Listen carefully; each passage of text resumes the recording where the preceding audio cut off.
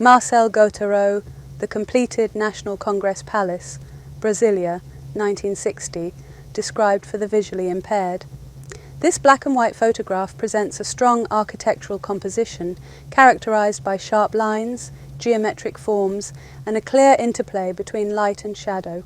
In the foreground there is an expansive, flat surface that appears to be a plaza or open space, leading up to a tall, narrow structure that vertically bisects the image.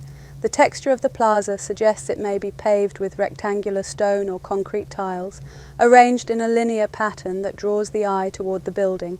To the left of the structure, the surface curves downward, suggesting a sloping hill or an architectural feature like an amphitheater.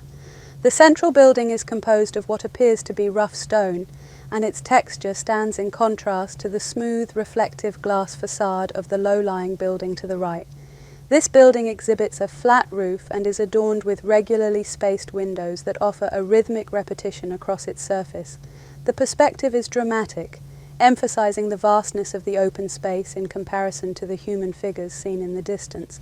These figures provide a sense of scale, indicating the grandeur and height of the towering central structure.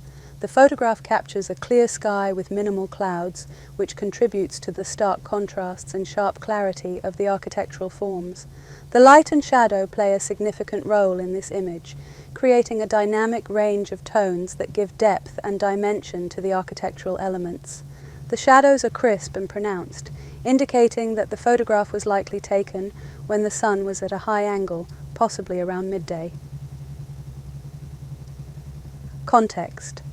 The architectural style and elements within the photograph are reminiscent of modernist principles, where form follows function, and there's an emphasis on simplicity and the use of new materials and techniques developed during the Industrial Revolution. The central structure, with its monumental scale and use of rough stone, may draw inspiration from brutalist architecture, a subcategory of modernism characterized by raw, exposed materials and structural honesty. The presence of a public space that interacts seamlessly with the architectural form suggests an urban planning philosophy that values communal areas and the interaction of citizens within civic spaces. The photograph could be situated in the mid-20th century, aligning with the period when modernist architecture was in its heyday, especially in the context of governmental or institutional buildings.